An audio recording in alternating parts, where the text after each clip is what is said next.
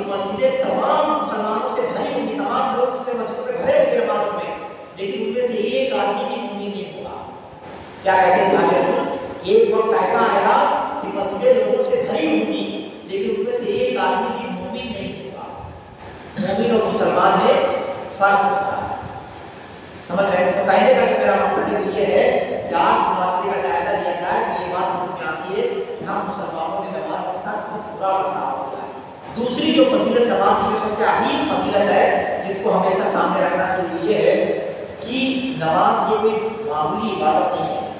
جتنی عبادتیں فرض کی اللہ تعالیٰ نے، جتنے احکامات اللہ تعالیٰ نے مسلمانوں پر واجب قرار دیے ہیں، اللہ کے نبی صلی اللہ علیہ وسلم جب زمین پر تھے تب وہ ساری عبادتیں فرض کی ہیں، لیکن جب اللہ تعالیٰ کو نماز اپنے بندوں پر فرض کرنا ہوا تو اللہ تعالیٰ نے اپنے محبوب کو اپنے پاس بلایا اور وہاں بلا کر کے اللہ تعالیٰ نے اپنے محبوب کو بطور تحفہ، بطور گفٹ اللہ تعالیٰ نے اپنے محبوب کو دیا، اور دینے کے بعد بھی پر ایک بڑی فضیلت بتائی۔ کسی کو معلوم نماز کی کیا فضیلت ہے؟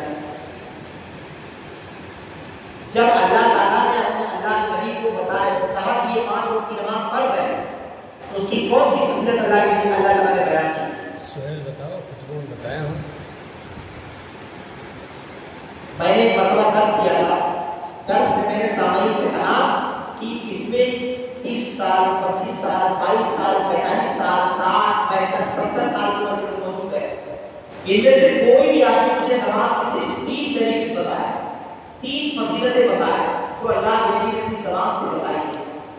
آپ یقین کریں کہ اس مسجد میں بیٹھا ہوا کوئی ایک آدمی ایسا نہیں تھا جس کو نماز پڑھنے کا 3 فائدہ، 3 بینیفٹ ہوا۔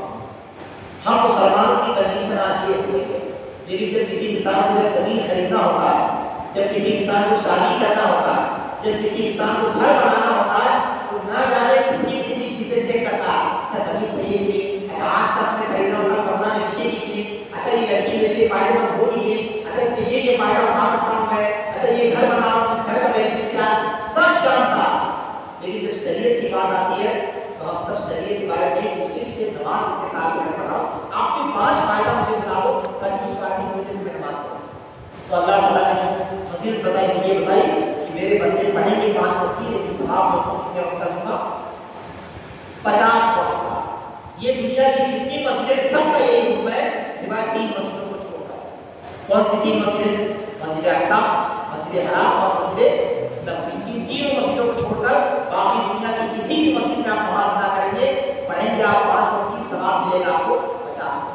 تو یہ پہلی عبادت ہے جس کے ساتھ ہمارے یہاں کے لوگ بہت برا برتاؤ کرتے ہیں، جس کو بدلنے کی ضرورت ہے۔ نمازیوں کی تعداد بڑھانے کی ضرورت ہے، سب کو یہ بتانے کی ضرورت ہے کہ نماز سنت نہیں بلکہ تمہارے اوپر کیا ہے، فرض ہے، واجب ہے۔ اگر آپ نہیں پڑھتے تو آپ کی دنیا بھی برباد ہے، آپ کی آخرت بھی برباد۔ یہ پہلی بات۔ دوسری بات، آپ معاشرے کا جائزہ لیں، دیکھیں آپ اچھے سے، میں نے خود چیک کیا ہے، آپ بھی چیک کریں۔ مجھے جہاں تک معلوم ہے کہ آپ اپنے اس نوگڑھ کے اگل بغل جتنے مسلمان گاؤں ہیں 50 گاؤں کا سروے کرا لیا، میں آپ کو بغیر چیک کیے بتاتا ہوں کہ آپ شاید 50 لوگ بھی نہیں پائیں گے جو اس گناہ کو نہ کر، مطلب اس گناہ سے بچے ہوئے 50 لوگ آپ نہیں پائیں گے۔ اگر آپ سروے کرائیں 50 گاؤں کا تو آپ 50 آدمی بھی نہیں پائیں گے جو اس گناہ کو نہ کرنے والے ہو۔ جبکہ میں نے ضلع بلرامپور میں ایک گاؤں ہے جس میں تقریباً 2000+ گھر ہیں، 2000+ گھر۔ جب وہاں میں جلسے لیے گیا تھا، اس جلسے میں جب میں نے خطاب کیا تو میں نے کہا کہ اتنے سارے لوگ یہاں موجود ہیں، آپ کے گاؤں میں 2000 گھر ہیں، ان 2000 گھروں سے کوئی ایک گھرانہ اگر ایسا ہو جس نے اس گناہ کو نہ کیا ہو تو وہ اس جلسے کے ختم ہونے کے بعد ورنہ مجھ سے آگے گئے۔ آپ یقین کریں 2000 گھر میں سے ایک گھرانہ، ایک گھر بھی ایسا نہیں تھا جس نے اس گناہ کو نہ کیا۔ ایک مرتبہ ایک اور گاؤں میں گیا جس میں 200+ گھر تھے، خطبے میں میں نے کہا کہ اگر اس پورے گاؤں میں 200+ گھر ہیں، کوئی ایک مسلمان اگر ایسا ہو جس نے اس گناہ کو نہ کیا ہو تو نماز جمعہ کے بعد اس سے لے۔ آپ یقین کریں کہ 200+ گھر میں سے کوئی ایک گھر ایسا نہیں تھا جس نے اس گناہ کو نہ کیا۔ آپ چیک کریں گے تو آپ کو 50 لوگ بھی آپ کو 50 گاؤں میں نہیں ملے۔ گناہ کیا ہے؟ بہت پرانی بات ہے، اللہ تعالیٰ نے 1450 سال پہلے مسلمانوں کو بتایا۔ کیا بتایا؟ للرجال نصیب مما ترک الوالدان والاقربون وللنساء نصیب مما ترک الوالدان والاقربون مما قل منه او كثر نصيبا مفروضا۔ پھر اللہ تعالیٰ کہتا ہے پھر آگے کوئی تفصیل اللہ تعالیٰ کہتا ہے چاہے مرد کا انتقال ہو چاہے عورت کا انتقال ہو، چاہے مال کم ہو چاہے مال زیادہ ہو، کتنا بھی ہو، جیسے ہی کوئی عورت کے اوپر انتقال ہوگا جو بھی وہ مال اپنا چھوڑ کر کے جائے گا اس کے والدین اس کے جو وارثین ہیں وہ سب کا سب کے درمیان وہ مال جیسا اللہ کہتا ہے جیسا میں نے کہا ہے ویسے تم کو ان کے درمیان تقسیم کرنا ہے، یہ تمہارے رب کی وصیت ہے۔ کیا ہے یہ تمہارے رب کی وصیت ہے کہ تم کو ایسا ایسا بانٹنا ہے۔ بیوی کے اگر بچے ہیں تو 8واں حصہ، بچے نہیں ہے تو 4واں حصہ، ماں باپ ہے تو 6واں حصہ، بیٹا ہے تو بیٹی ہے تو ایک، ایسے پوری تفصیل بتائی اللہ نے کہ یہ پوری تفصیل ہے، اسی حساب سے تم کو دینا ہے۔ اب آپ معاشرے کا جائزہ چیک کریں، میں نے خود چیک کیا ہوا ہے، اگر بغل 50 گاؤں میں بھی آپ دیکھیں گے کوئی آپ کو 20 لوگ بھی ایسے نہیں ملیں گے جنہوں نے اپنی ماں اور اپنی امی جان کو حصہ دیا۔ میں نے کئی بار لوگوں سے گزارش کی کہ اللہ کے واسطے اس حرام کام سے اپنے آپ کو بچائیں، یہ مسلمانوں کا کام نہیں تھا۔ جب یہ آیت نازل ہوئی، اس آیت کے نازل ہونے سے پہلے مشرکین مکہ یہ کام کیا کرتے تھے، کفار کافر لوگ یہ کام کیا کرتے تھے۔ اسی آیت کی تفسیر کو مفسرین نے لکھا ہے یہ جو آیت اللہ تعالیٰ نے کافر لوگوں کے رد میں نازل کی ہے، یہ مسلمانوں کا کام نہیں تھا، یہ کافر لوگوں کا کام تھا جن کا رد کرتے ہوئے اللہ تعالیٰ نے یہ آیت کسی اور صورت میں نہیں بلکہ عورت نامی صورت میں سورہ نساء میں اللہ تعالیٰ نے رکھی۔ بس گزارش اتنی ہے جو میں آج آپ کو بتانا چاہتا ہوں، پیغام دینا چاہتا ہوں کہ نماز کی جو نماز کے ساتھ ہمارا برا برتاؤ ہے اس کو ختم کیا جائے۔ دوسری چیز کیا ہے، یہ جو ہم اور آپ اپنی بہن کا اور اپنی ماں کا حصہ کھا رہے ہیں اس کو ختم کیا جائے۔ یہ کب ختم ہوگا؟ اس کا آسان طریقہ بتا کے اپنی بات ختم کرتا ہوں، بہت آسان راستہ ہے۔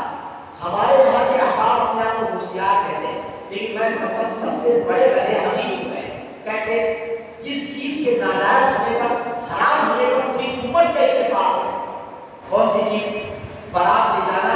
میرے خیال سے کسی بھی مسلک میں آپ چیک کر لیں، کسی بھی مسلک میں جو آج ہمارے یہاں بارات کی جو شکل ہے وہ بغیر کسی شک و شبہ کے تمام علماء کرام کے نزدیک ناجائز ہے، حرام ہے۔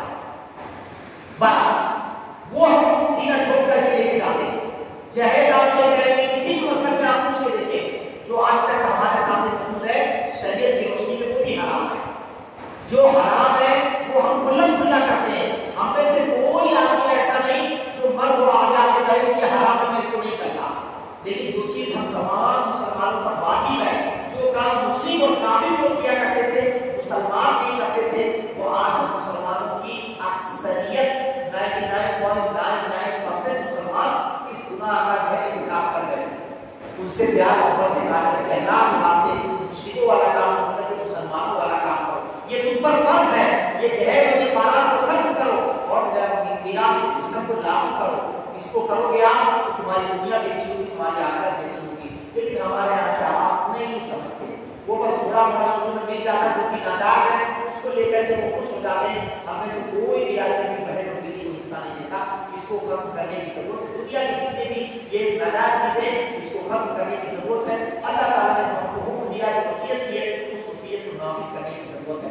آج کے اس درس میں نے 2 باتیں آپ کو بتائی۔ پہلی بات یہ بتائی کہ ہم اور آپ کو پابندی کے ساتھ 5 وقت کی نماز کا اہتمام کرنے کی ضرورت ہے۔ اللہ نے کہا کہ جو آدمی 5 وقت کی نماز کی حفاظت کرتا ہے اللہ اس بندے کی حفاظت کرتا ہے، یہ مفہوم ہے حدیث کا۔ اسی طرح سے اللہ نے یہ خاص حدیث ہے مقصد کا صبح فهو في ذمة الله، جو آدمی صبح کی نماز فجر کی نماز کا اہتمام کرتا ہے وہ بندہ اللہ کی سیکورٹی میں ہوتا ہے، اللہ کی حفاظت میں ہوتا ہے۔